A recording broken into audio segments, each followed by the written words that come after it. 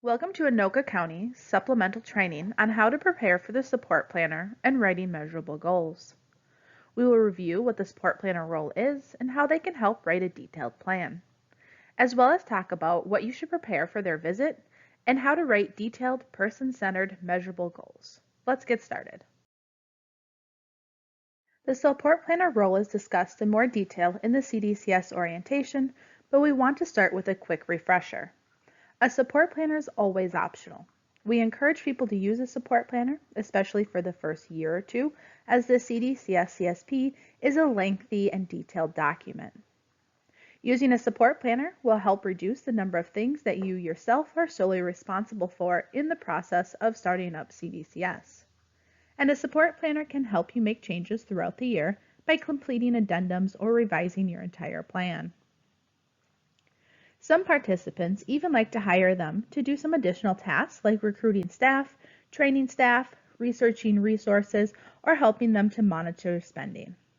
It is also a support planner's job to keep on top of changes to the CDCS service option so they can be a great resource to you in that as well. The majority of our participants do use support planners. We routinely hear that having a support planner is well worth the cost, but do recognize up front it can appear to be a spendy service, so some do choose to write the plans themselves. With that being said, we want to talk about what you should know if you decide to use a support planner, as well as how to write a good measurable goal with or without support planner. Before diving into what is needed for a support planner visit and a well-written CDCS-CSP, it is important to know the purpose of it. The CDCS-CSP is seen as an extension of the MnChoice's Community Support Plan, or CSP, and the Coordinated Services and Support Plan, or the CSSP. This means that these two documents and the CDCS-CSP are fluid documents. They go together, but are typically written by 3 different people on your team. The information needed to follow waiver statutes can be found in 1, 2, or all 3 of these documents. The MnChoice assessment and its community support plan is written by the assessor. The assessment documents inform us of what the assessed needs are and what services someone potentially qualifies for. The MnChoice Coordinated Service and Support Plan, or CSSP, is written by your assigned case manager. This document builds on the MnChoice's assessment documents. It outlines what services the person qualifies for and wants to use to address the assessed needs identified in the assessment. If the person or you choose the CDCS option as the main service, then a CDCS-CSP and health and safety plan must be written as well. This is a more detailed plan of how CDCS option is going to be used and meet the identified assessed needs. Remember, any services used or items purchased must be tied to an assessed need. So having a copy of these other plans is essential to knowing what the assessed needs really are. Mentioned earlier, the CDCS-CSP is a lengthy and detailed document. There is no specific training on how to write it. This is beneficial so that plans are individualized. They are about the person and only about the person. The downside is that it can be challenging to include all the required information. So here are a few best practices that apply whether you use a support planner or write it yourself. Be person-centered first and foremost. What makes the CDCS option work for people is that it can be so individualized. The whole point of services is to assist people in living the most inclusive and independent life they can. So to do that, we have to focus on what makes sense for each individual person. As mentioned on the previous slide, the CDCS-CSP is an extension of the MnChoice Community Support Plan and the Coordinated Services and Support Plan. Of course, there will be some repetition between the 3 documents, but you don't have to repeat everything. The CDCS-CSP is specific to the assessed needs that you choose to address using the CDCS option. So if you choose not to specifically address an assessed need in that particular plan year, then you don't have to address it in the CDCS-CSP. Sometimes assessed needs that are not being addressed through the services and supports of the CDCS plan are still referred to, though, to help tell the person's story, or are part of the health and safety plan. For example, If one of the person's assessed needs is a mental health diagnosis, the person may be addressing this assessed need by seeing a therapist weekly and a psychiatrist every 6 months to monitor medication. Since a therapist and psychiatrist are not funded through CDCS, it may or may not be specifically addressed in the CDCS-CSP. However, it should be addressed in at least one of the 3 plans.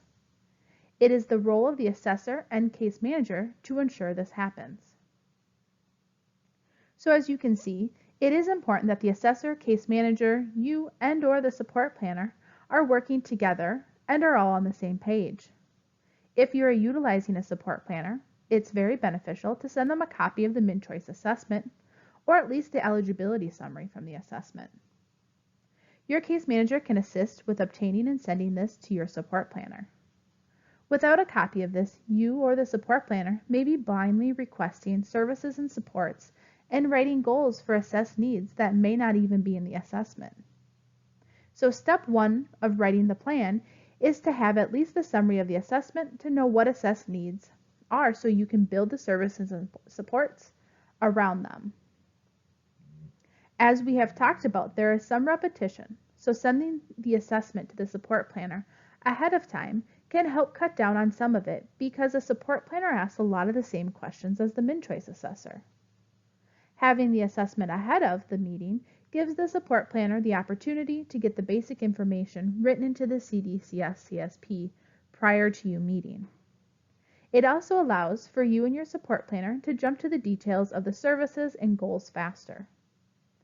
Remember, time is money, and it gives the support planner time to potentially come prepared with some resources that could help address some of the need areas. Once the CDCS-CSP, along with the health and safety plan, are completed, these can be great training tools for your hired staff.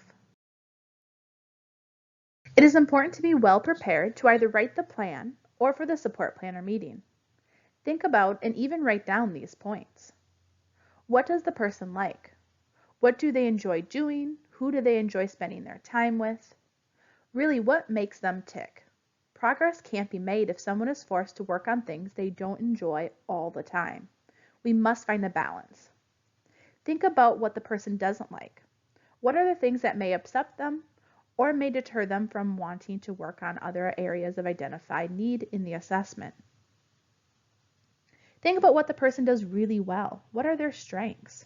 Sometimes people struggle with finding strengths for a person. These can be simple things.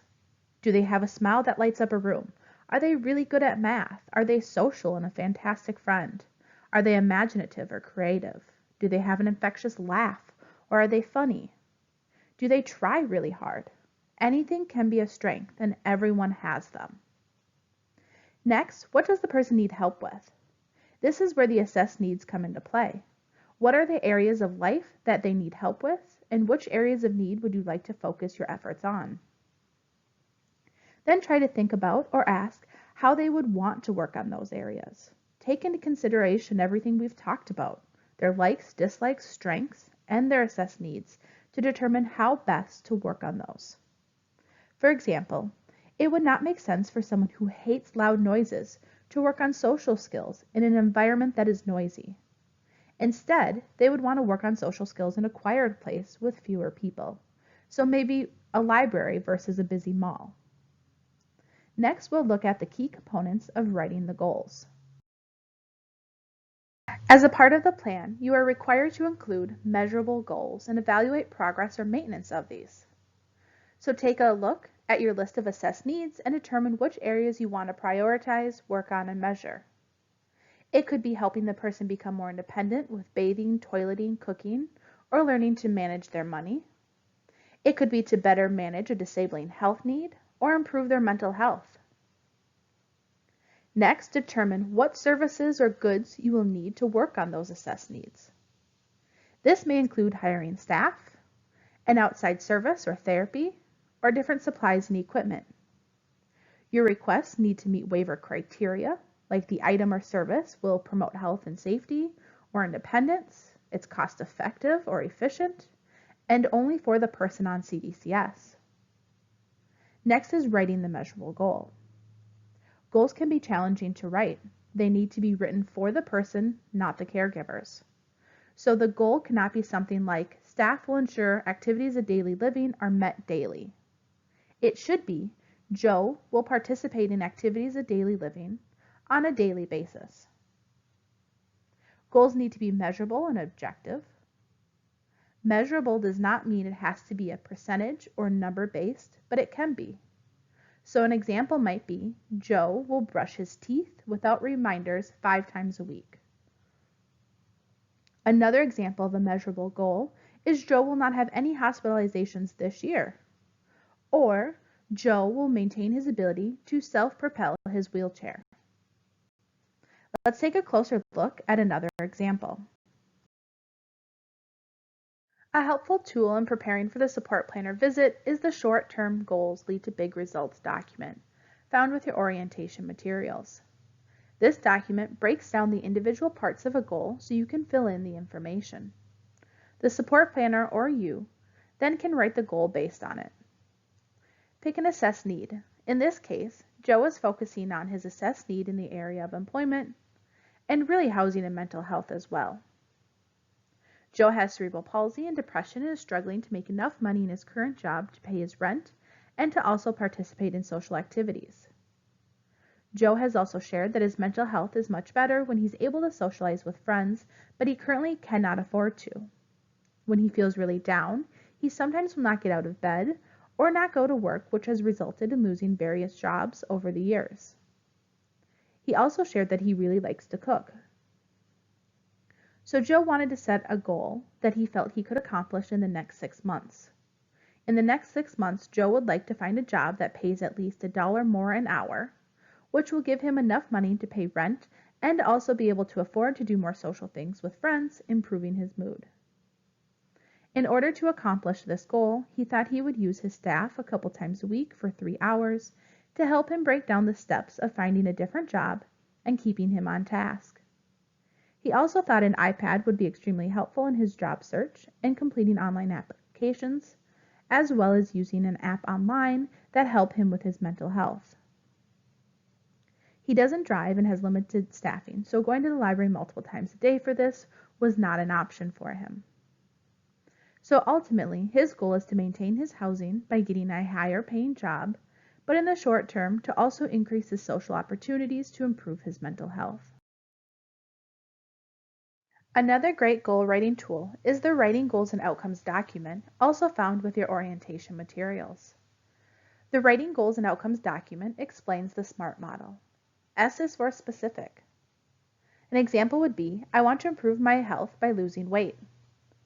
M is for measurable. Include numeric or descriptive measurements.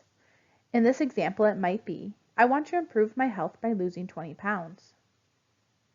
A is for attainable or achievable. Is it achievable in the next 12 months? Consider all the resources that are needed. In this example, think about whether I can do this on my own or need support, and who is best to support me. Do I need a gym membership or do I need transportation? Please recall that waiver funds may not be able to pay for absolutely everything you think would be helpful.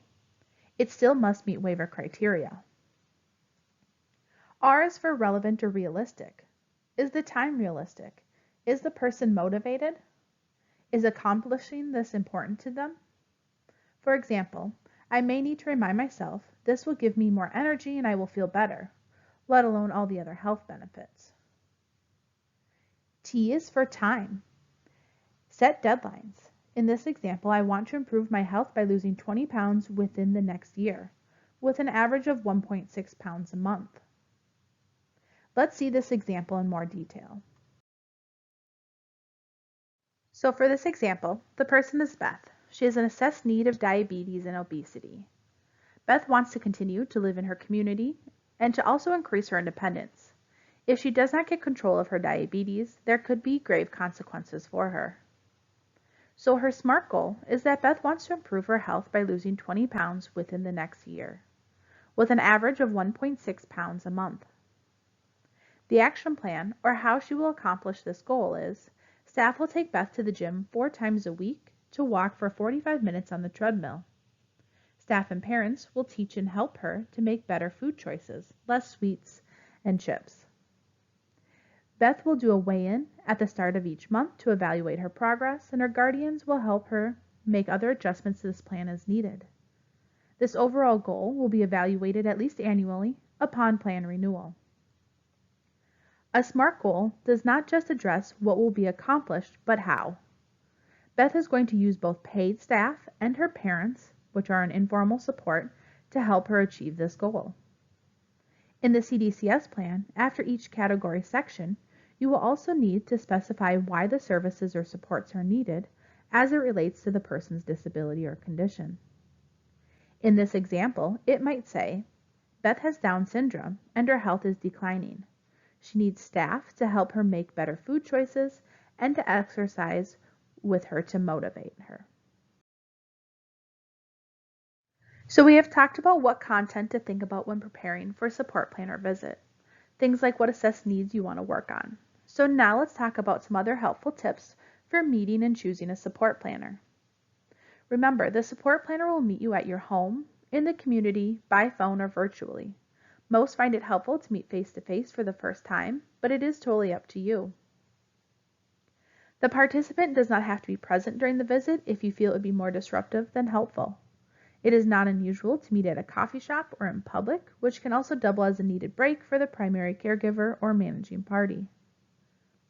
If you plan to hire staff, think about what qualifications you are looking for and what are some of the job duties that you would like them to help with. Job descriptions are required for all staff, including parents of minors or spouses. Think about what wage you would want to pay your staff, including yourself, if you're going to be paid to provide personal assistance as a paid parent of a minor or spouse. If you know that you want to utilize another service, such as music therapy, it is helpful to find out what the cost of the service is prior to meeting in helping completing the budget section. If there are any supplies or equipment that you already know you want to request, it is helpful to know the costs and provide that information. Again, the more research you do yourself, the less it will cost you because the support planner does not have to do it. Do not be alarmed at the number of hours and costs for the support planner in the first year's plan. It's going to take a little bit of time for the support planner to get to know you, develop goals, and figure out the budget. They do not get paid until CDCS begins. So you pay for the writing of the initial plan, the time for any changes in that first year, and the writing of the second year plan, all in that first plan. Renewals take much less time, so by the time you're completing your third year renewal, their service will not cost very much at all. It's just the first year that has a higher number of hours. And finally, start small. You do not have to allocate every dollar in your budget. You are not going to necessarily know everything you need right up front. You can always add goods and services throughout the year yourself or have your support planner help with this. There is also a supplemental training on how to make changes that you can refer to in the future. And finally, let's talk about choosing the right support planner for you and your loved one. Ask around for recommendations. Most people on CDCS use a support planner, so you may be connected to others already using CDCS through social media or in your community. Ask other primary caregivers or managing parties you may know. Since every county has different ways of approving things and possibly slightly different interpretations of the rules and guidelines, it can be helpful to find a support planner that knows Anoka County's guidelines and processes, but it is not necessary. It's important to be able to effectively communicate with your support planner, so finding a support planner that speaks the same language can be important. An interpreter can always be used, but you may prefer to be able to communicate without one. Interview 2 or 3 support planners to see how comfortable you are with them. You may ask what their experience is and background, why they got into the business, what their rate is, or what their availability is. You can use the directory given at orientation. Remember, this list is only about half of the support planners in the state. It's a list created by a group of support planners who meet monthly. You should use the www.minhelp.info for a complete list. This wraps up our supplemental training on how to prepare for a support planner visit and writing measurable goals. As you can see, there's a lot that goes into writing a CDCS CSP and working with a support planner. We always recommend that you use a support planner for at least the first year or two to get your feet wet and on the right path. Just a final reminder, be prepared, be person-centered, and be detailed. Thank you.